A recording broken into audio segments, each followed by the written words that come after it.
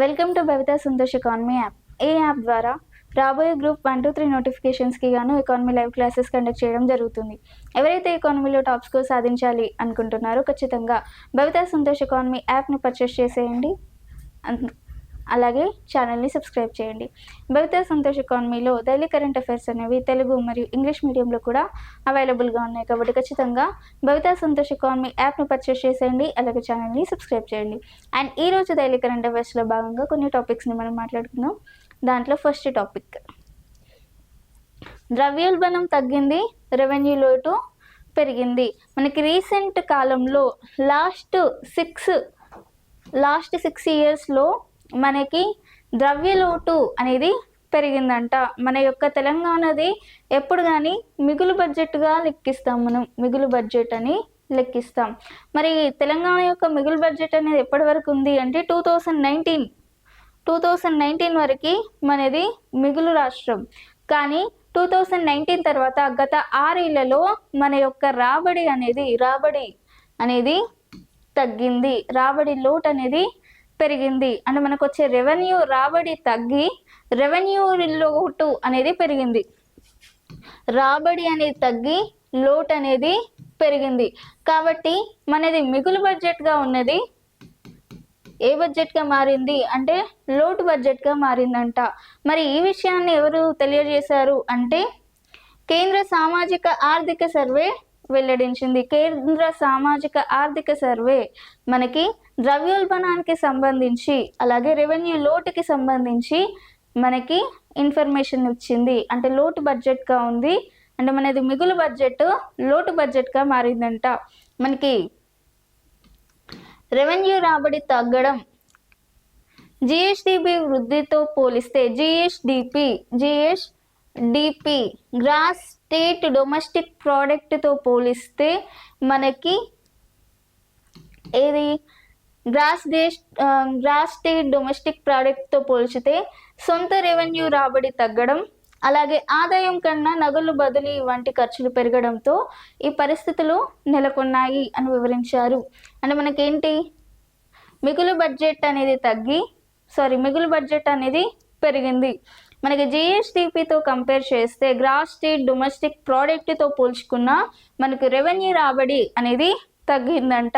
అంటే రాష్ట్ర జీడిపితో కూడా తగ్గింది. అంటే రాష్ట్ర జీడిపి అనేది ఎంత, రాష్ట్రంలో వచ్చే జీడిపి ఎంత ఉంటుందో అంతకన్నా కూడా మన రాష్ట్ర రెవెన్యూ బడ్జెట్ అనేది మనకి తగ్గింది, లేదంటే రాష్ట్ర రెవెన్యూ అనేది తగ్గింది. అంటే జిఎస్డిపి కంటే రెవెన్యూ తగ్గింది అంటే మనకి మేము అర్థం చేసుకోవచ్చు, మన రెవెన్యూ అనేది పడిపోయింది అని చెప్పుకోవచ్చు. మనం మెల్లగా ఎటు వెళ్తున్నాం, మిగులు నుంచి రెవెన్యూ సైడ్ వెళ్తున్నాము. మరి దీనికి సంబంధించి 2025 నాటికి రెవెన్యూ లోటుకి వెళ్ళింది అని చెప్పి కేంద్ర సామాజిక సర్వే అనే నివేదికలో వెల్లడించారు. మరి ఈ ఏడాదికి ద్రవ్యోల్బణం 0.20% ఉంది అంట. ద్రవ్యోల్బణం ఏమైంది, ద్రవ్యోల్బణం కూడా తగ్గింది. మనకి ద్రవ్యోల్బణం అంటే ఏంటి, మనకు ఒక సంవత్సరంలో లేదంటే ఒక ఆర్థిక సంవత్సరంలో ఒక దేశంలో ధరలు నిరంతరంగా పెరిగితే దాన్ని ద్రవ్యోల్బణం అంటాం. మరి ఆ ద్రవ్యోల్బణం అనేది ఎంతవరకు ఉంది అంటే 0.20 లేదంటే 0.20% ఉంది అని చెప్పి ఈ నివేదికలో వెల్లడించడం జరిగింది. So inflation is decreased and revenue deficit is increases, and this information is given by Ministry of Social and Economic Survey. This information is given by Central Social Economic Survey. So according to this report, inflation is decreased and revenue deficit is increases, and also revenue income is decreases. Revenue is decreases, revenue deficit is increases, revenue is decreases. In this case so it was it was becoming deficit economy. So in this case India is becoming what? India is becoming deficit economy. So in 2009 onwards, in 2019, the India has surplus revenue. India has surplus revenue up to 2019, but now it is become to deficit revenue, or it is become to deficit economy. It is become to what? It is become to deficit economy. So the inflation is also increases, so the inflation is also decreases. So the Indian deflation or Indian deficit is also decreases. And what is the percentage of inflation in India? Is 0.20%. What is the inflation percentage in India? Is 0.20%. And what is inflation? Inflation means in a financial year or in a given financial year, the value or the price of an object or a thing was increases daily is called inflation, or the product cost was increases daily in a given financial year is called inflation. So the inflation rate is also decreased in India. The rate of percentage of inflation is 0.20%. The rate of inflation is what? 0.20%. And this is about inflation is decreased and revenue deficit is increases. Next martyrs day, అమరవీరుల దినోత్సవానికి సంబంధించి martyrs day. మరి martyrs day అనేది అమరవీరుల దినోత్సవంగా జరుపుకుంటారు. Martyrs day అనేది దేని విధంగా జరుపుకుంటారు అంటే అమరవీరుల దినోత్సవంగా జరుపుకుంటారు. మనకి స్వతంత్రం అనేది అమరవీరుల ద్వారానే వచ్చింది అని గుర్తు చేసుకోవడానికి ఈ అమరవీరుల దినోత్సవాన్ని జరుపుకుంటారు. మరి అమరవీరుల దినోత్సవం అనేది అమరవీరుల యొక్క త్యాగం, వాళ్ళ బలాన్ని గుర్తు చేస్తుంది. మరి అమరవీరులను స్మరించుకోవడంతో పాటు అవి ఒక అభ్యాసనానికి కూడా ఈ దినోత్సవాన్ని జరుపుకుంటారు. అంటే పిల్లలకి వీరికి అమరవీరుల దినోత్సవానికి సంబంధించి అవగాహనను పెంపొందించే ఉద్దేశంతో కూడా ఈ అమరవీరుల దినోత్సవాన్ని ప్రతి సంవత్సరం జరుపుకుంటారు. So martyrs day also called Shaheed Diwas. మరి మార్టైర్స్ డేని షహీద్ దివాస్ అని కూడా పిలుస్తారు. ఏమని పిలుస్తారు? షహీద్ దివాస్ అని కూడా పిలుస్తారు. Martyrs day also called Shaheed Diwas. It is also called Shaheed Diwas. is a day of respect. It is a day of respect as well as learning. It reminds us that freedom came with real sacrifice. So it reminds us that freedom came with real sacrifice and strength. Freedom came from what?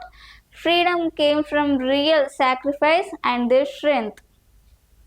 Behind every flag and school assembly lies a story of courage, choice and love for the nation.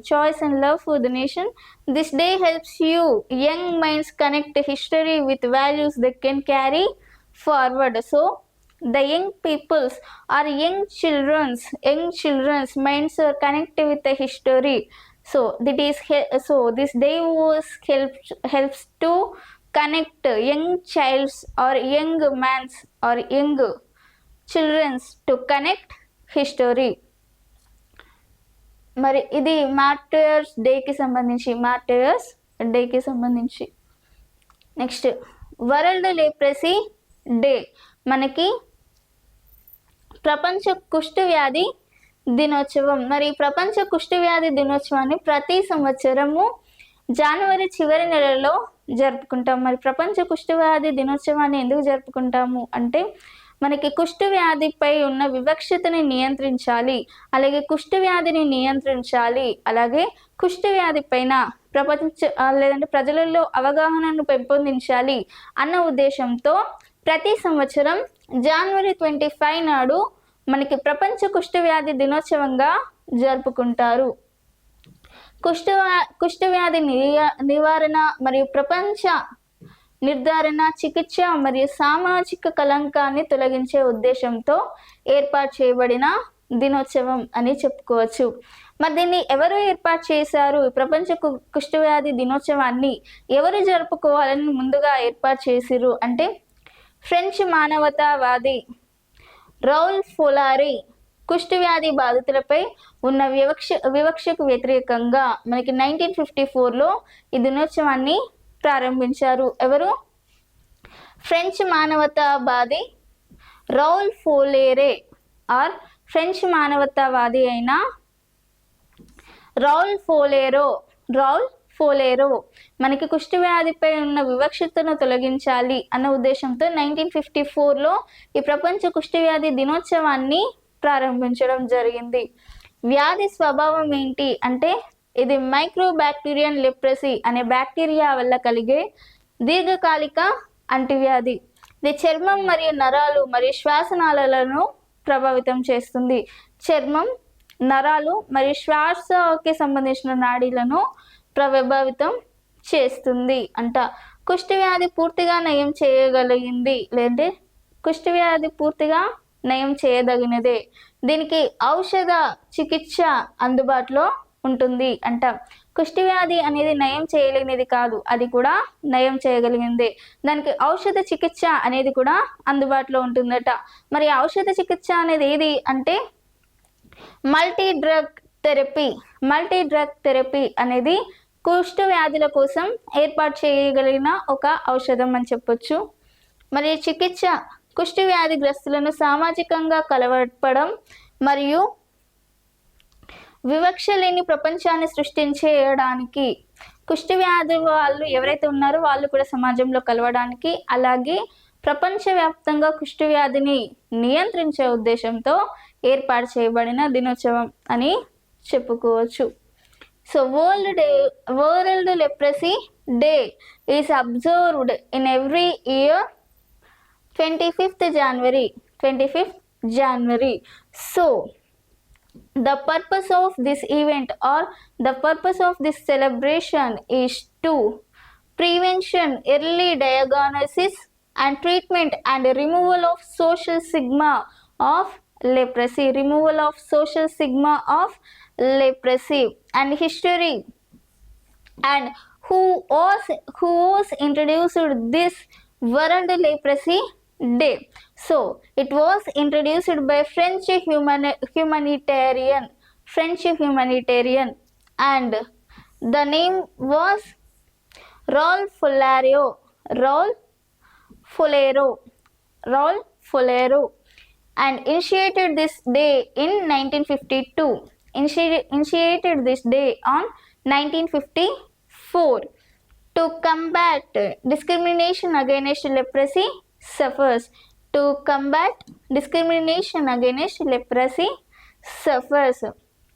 Nature of diseases is it is a chronic infections diseases caused by the bacteria Microbacterium leprous, which affects the skin, nervous and respiratory tract.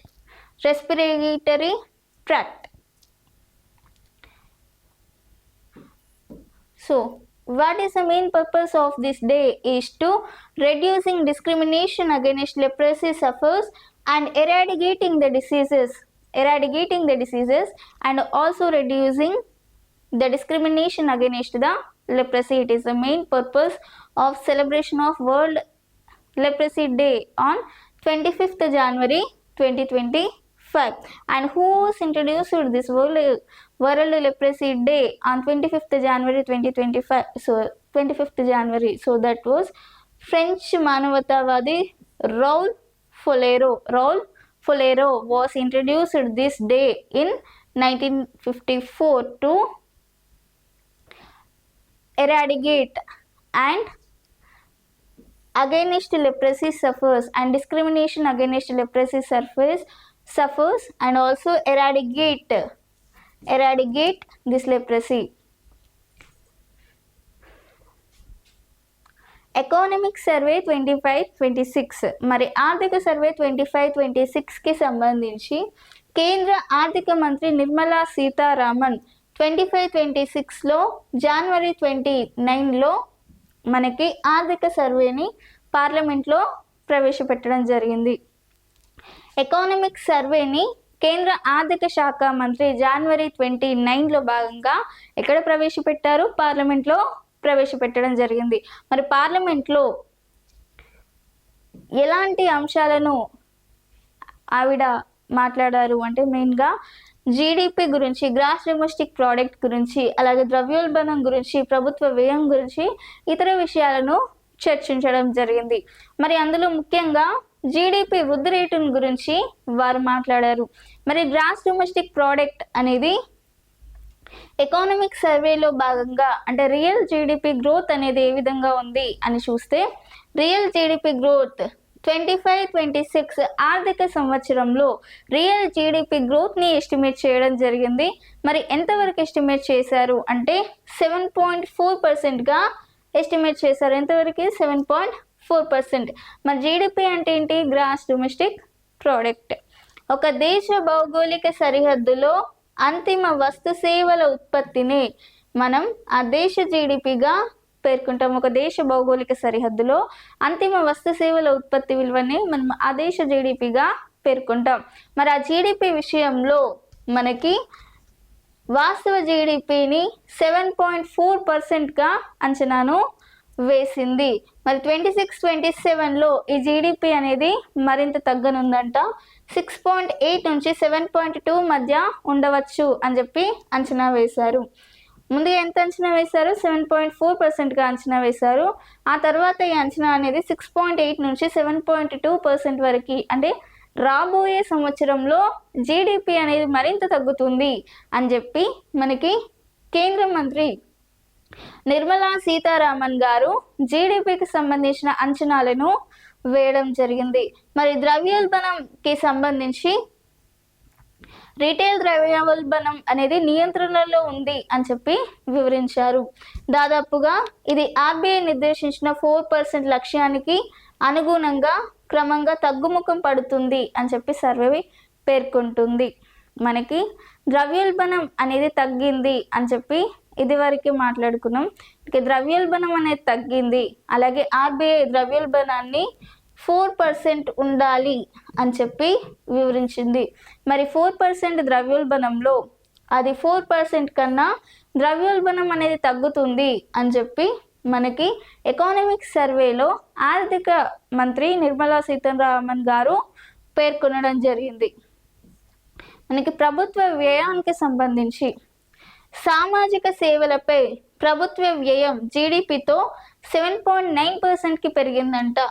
సామాజిక సేవలపై ప్రభుత్వ వ్యయం, సామాజిక సేవలు ఏవైతే ఉన్నాయో వాటిపై ప్రభుత్వ వ్యయం అయితే 7.9%కి పెరిగిందంట. మౌలిక సదుపాయాల కల్పన కోసం మూలధన వ్యయంలో గణనీయమైన వృద్ధి నమోదైంది. మనకి సామాజిక సేవలలో 7.9% వరకు వృద్ధి రేటు నమోదైంది. అలాగే మౌలిక వసతులలో భాగంగా గణనీయమైన వృద్ధి అనేది నమోదైంది అంట. మరి ఇది కేంద్ర మంత్రి నిర్మలా సీతారామన్ వెల్లడించిన report economic survey 2025-26. Union finance minister Nirmala Sitharaman presented the economic survey 2025-26.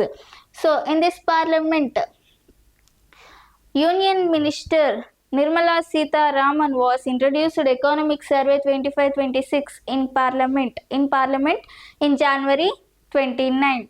So in this case, a lot of key economic indicators and projections are there. In that case, first one is gross domestic product. First one is what?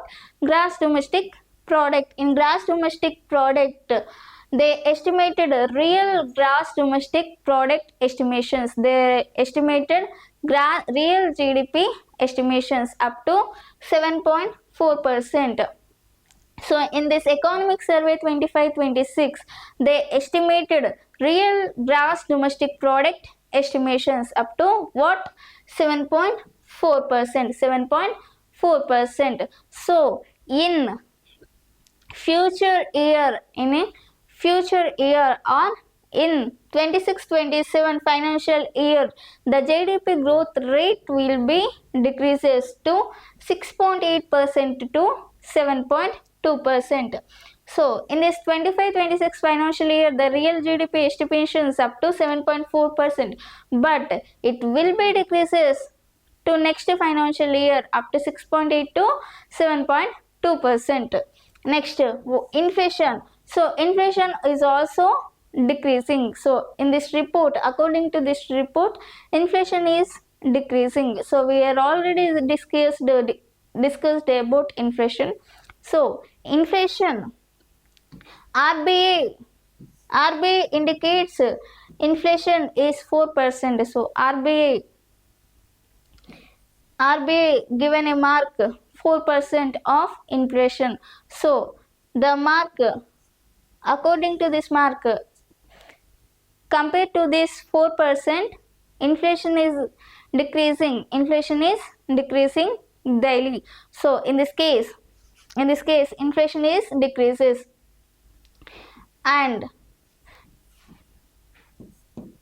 this is about in social survey, the growth rate is 7.9% is increases. In social survey, 7.9% is increases, and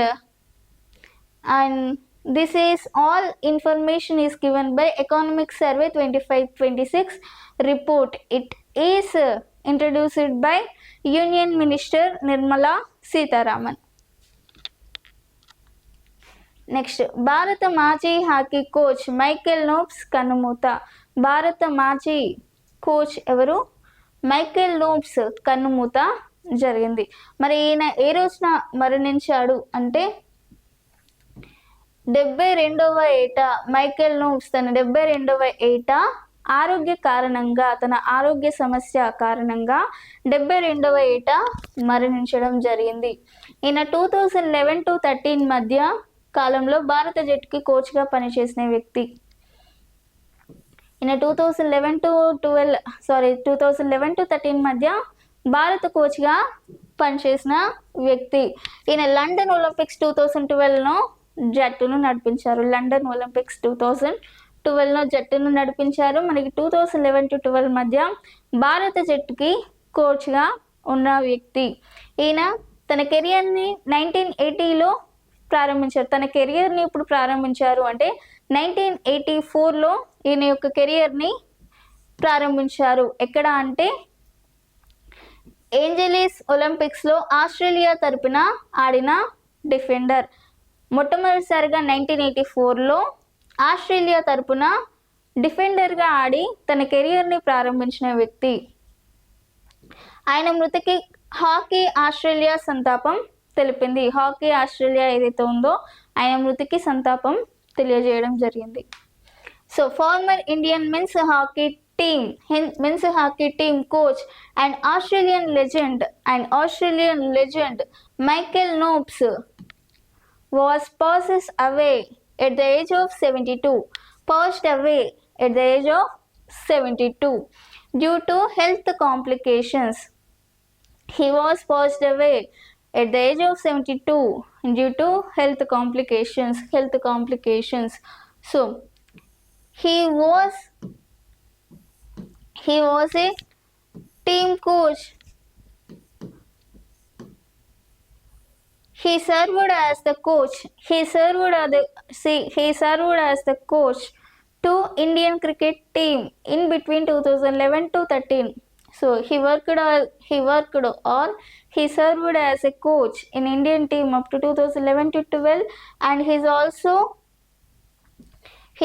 also lead the team of London Olympics team in 2012. He is also lead the team of London Olympics in 2012, and he started his career on 1984 and he played for Australia as defender.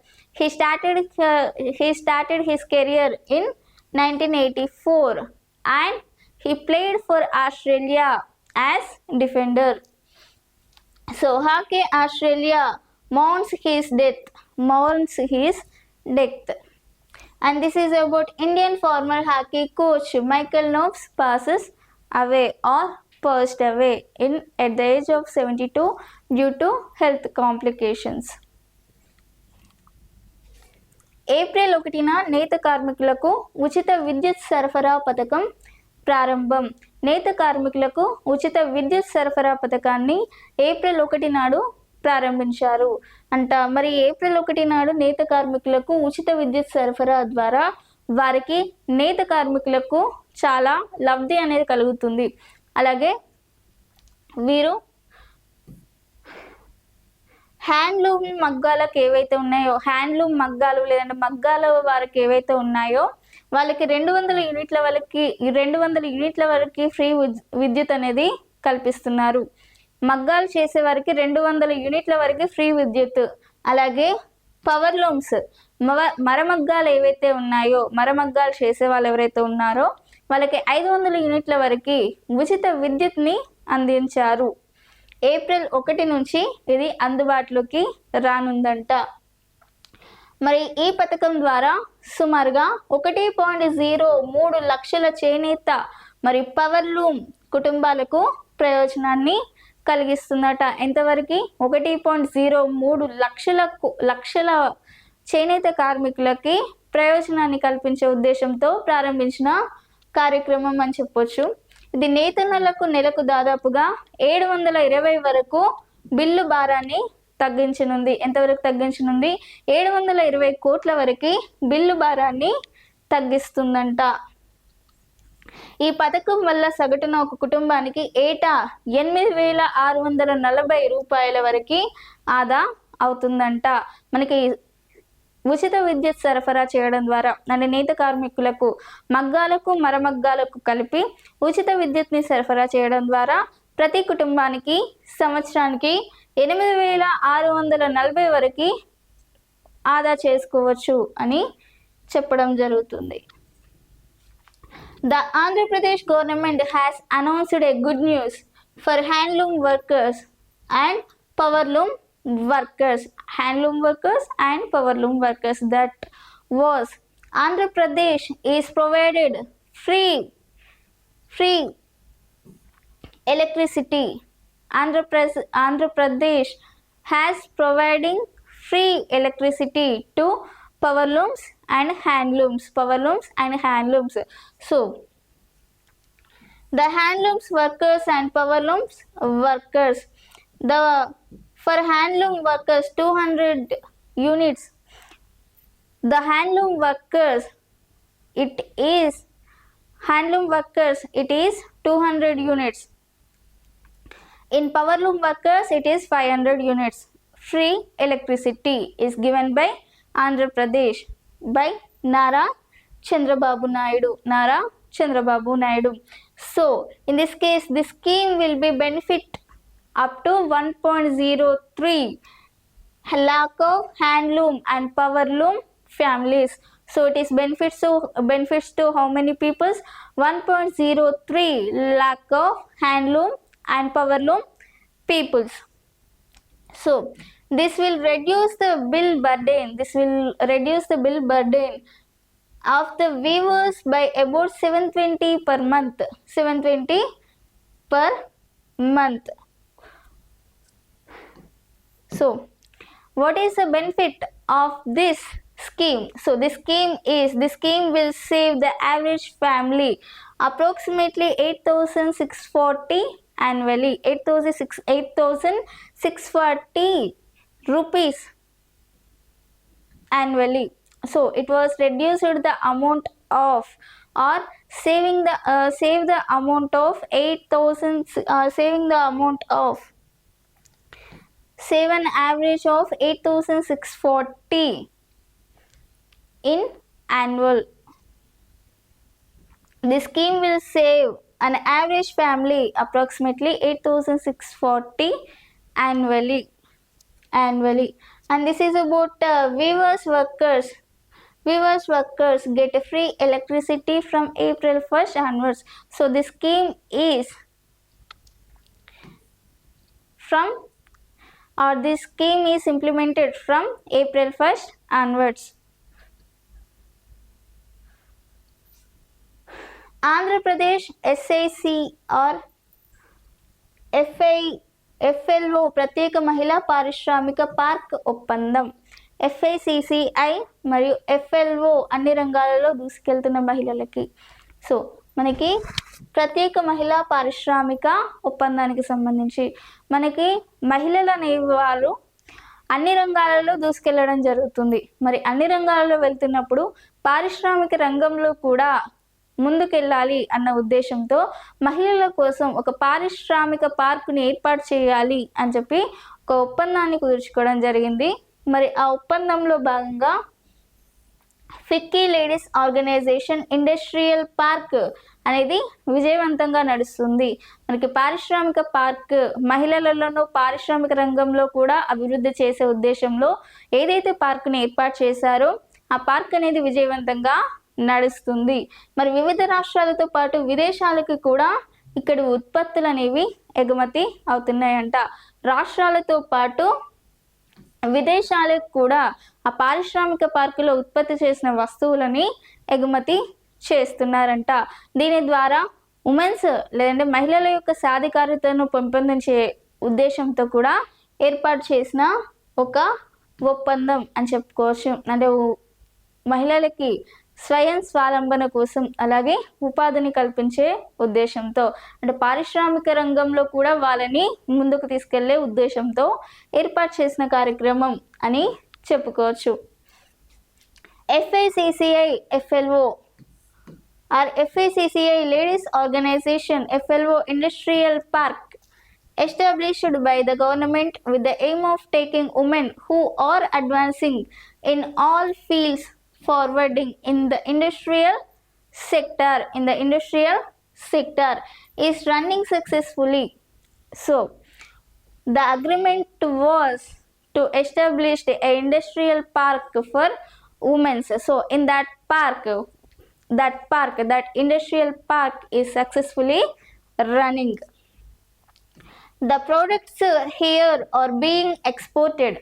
The products here are being exported to various states as well as abroad. So what is the products are made in that industrial parks that are being exported to states and also abroad. So in that case women are developing in industrial sectors also. And this is about Andhra Pradesh FICCI FLO Special Women Industrial Park Agreement. Special Women Industrial Park Agreement కి సంబంధించి భారతదేశం మొట్టమొదటి FRP aluminium unit ని ప్రారంభించిన ఒడిస్సా. భారతదేశంలో మొట్టమొదటి FRP aluminium unit ని ప్రారంభించింది భారతదేశం. మరి FRP అల్యూమినియం యూనిట్ అనేది ఒడిశా రాష్ట్రం సంబల్పూరి జిల్లాలో లపంగాలోని హిందుల్కో ఆదిత్య అల్యూమినియం ప్లాంట్లో ప్రారంభించడం జరిగింది. దీన్ని ఎక్కడ ఒడిస్సాలోని ఆదిత్య అల్యూమినియం ప్లాంట్లో ప్రారంభించారు. ఇది మొట్టమొదటి FRP అల్యూమినియం యూనిట్ అని చెప్పుకోవచ్చు. దీన్ని ఎక్కడ ప్రారంభించారు? ఒడిస్సాలో ప్రారంభించారు. ఒడిస్సాలో ఎక్కడ? ఆదిత్య అల్యూమినియం ప్లాంట్లో ప్రారంభించారు. ఇది 834 కోట్ల విలువైన బ్యాటరీ ఫాయిల్ యూనిట్ ని కూడా ప్రారంభమైంది. 834 కోట్ల విలువైన బ్యాటరీ ఫాయిల్ యూనిట్ ని కూడా ప్రారంభించారు. సో 21,162 కోట్ల స్మెల్టర్ ప్లాంట్ విస్తరణకు శంకుస్థాపన జరిగింది. ఈ ప్రాజెక్ట్ని ఎందుకు ఏర్పాటు చేశారు అంటే దాదాపుగా 5,000కు పైగా ఉద్యోగాలను ఇవ్వాలి, ఉద్యోగ అవకాశాలు కల్పించాలి అన్న ఉద్దేశంతో భారతదేశంలో మొట్టమొదటి FRP అల్యూమినియంని ఒడిస్సాలో ఏర్పాటు చేశారు. ఎంతవరకు ఉద్యోగాలను ఏర్పాటు చేయాలి అని దాదాపుగా 5,000 వరకు ఉద్యోగాలని ఏర్పాటు చేయాలి, లేదంటే 5,000 వరకు ఉద్యోగ అవకాశాలను ఇవ్వాలి అన్న ఉద్దేశంతో ఏర్పాటు చేసిన ఒక కార్యక్రమం. మరి దీన్ని ఎక్కడ? ఒడిస్సాలో ప్రారంభించారు. India's first FRP aluminum unit was inaugurated in Odisha. In it aluminum plant, in it Aditya aluminum plant. The foundation stone for rupees 834 crore battery foil unit and rupees 21,162 crore smelter expansion was laid here. Smelter expansion was laid here. This will create over 5,000 jobs. This will create over how many jobs? This will create over 5,000 jobs. So it is the first, India's first FRP aluminum unit was established in what? Odisha.